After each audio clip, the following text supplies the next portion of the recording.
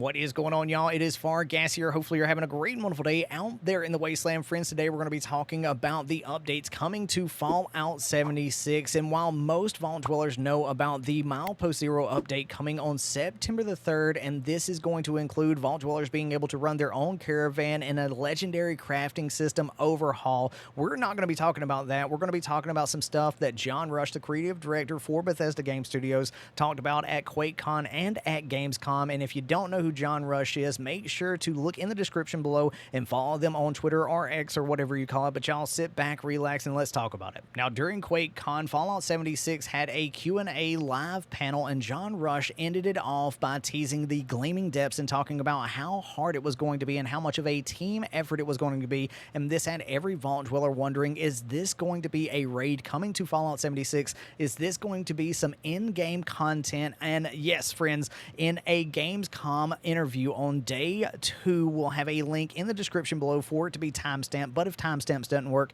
it's 3 hours and 7 minutes in, and they talk about how difficult this Gleaming Depths is going to be. But now, while John did talk about how difficult this process is going to be for Vault Dwellers to complete it, they did talk about the rewards being worth it, and it looks like something that Bethesda talked about a long time ago is finally coming to Fallout 76. In finishing the Gleaming Depths raid, the player has the chance to earn a 4-star piece of armor, a 4-star power armor piece, or a 4-star weapon. And now I am very excited to see what they add into the legendary effect slot for that 4th star on weapons and armors, but I do have some questions. Will we be able to modify that 4-star weapon, since we're going to be able to modify the 1st, the 2nd, and 3rd star on most weapons, or will we be able to scrap that 4-star weapon or piece of armor to potentially learn how to make that 4th star where we can make our own 4-star legendaries, or is it just going to be dependent on finishing that raid? And now, friends, what if I told you there was more talked about at Gamescom? It wasn't just the Gleaming Depths that was kind of the big drop. There was a little bit of a news drop about becoming a ghoul. And now this information comes from Bethesda's live stream on their Twitch, and we'll have a link to that live stream in the description below.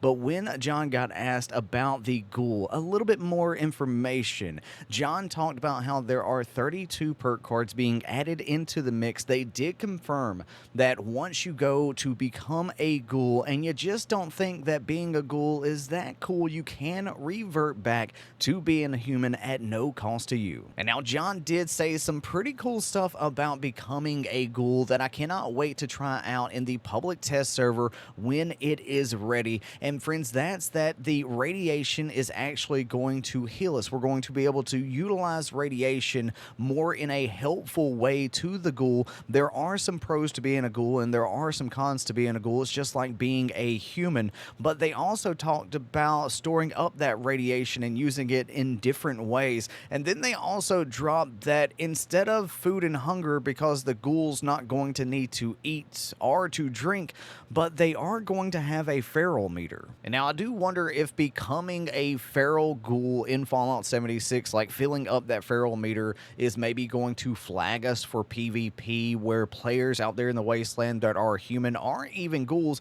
being able to take us out and to cancel that out, or to see if they have something really special planned for that. But yeah, I think the next 6 to 12 months in Fallout 76 is shaping up to be so much fun, and there is so much that Bethesda and 011 are bringing players out there in the wasteland. Let me know your thoughts on this in the comment section below. Thanks so much for taking time out of your busy day to check this video out, and if you hadn't seen the video where we go over things that you should be doing before Season 18 in Fallout 76, the Milepost Zero update, make sure to check that video out right here. Thanks so much to the channel members for the continued support. Y'all have a great and wonderful day out there in the wasteland. Peace. Love ya.